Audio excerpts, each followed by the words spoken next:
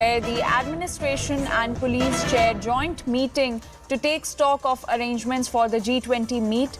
Directions were given to enhance joint patrolling, especially during the night hours, to prevent any terrorist movement. Security measures at vulnerable locations will be enhanced to avoid any chance of terrorist attack during the G20 meet.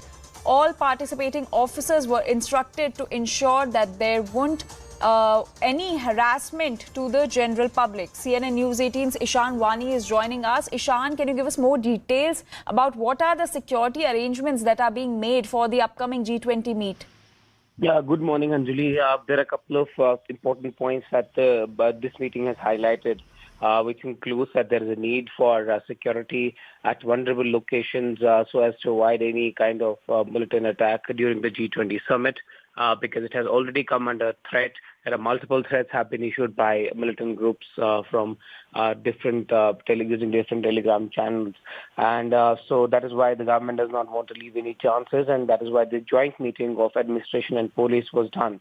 Now, they have also directed the security forces to do a joint patrolling during the night time, because that is when everything is dull and there is a possibility of militants movement from rural areas to another location, and that is why there's a need for that also. Now, they have been also told, importantly, to display there's a need for a synergy between different wings of security forces, so that in close coordination there are no gaps left.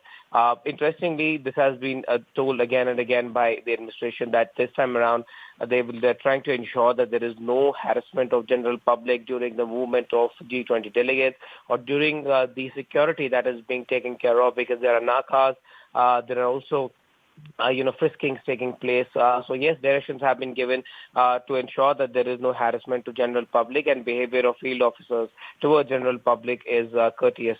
Now, it has to be seen that, what are the other security measures that will be taken, because we are told that in a couple of days, there'll also be a Marco commandos who will be taking,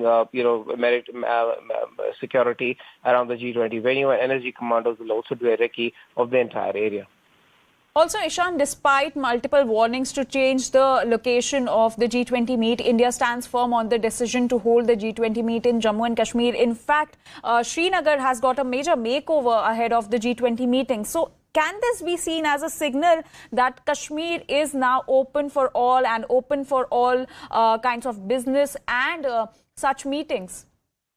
That is the main motive and the aim of the government. That one, they want to showcase to the foreign delegates that all is well, and that they can send tourists from their countries to this destination, what Kashmir has to offer in terms of tourism, because a tourism-related meeting. At the same time, if you look at the venue, there has been clearly, as Jay Shankar during that press briefing after a CO meeting in Goa, clearly said that there is no, the discussion on G20 and being held in Kashmir, and particularly in Srinagar.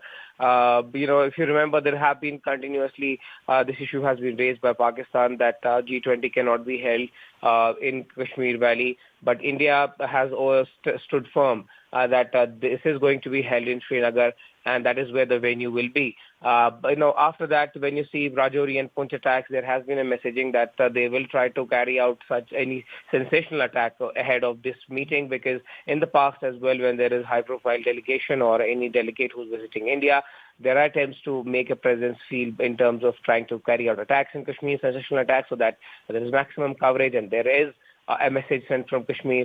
So yes, but the security forces this time want to ensure that nothing of that sort happens, and that is why there is an alertness. And while the different coordination is being ensured between, CRPF, Army, Police, Intelligence, and other agencies to ensure that the inputs are shared on time and they're able to control any kind of incident that may be on the minds of any militant outfit. All right, Ishan, thank you for all those details.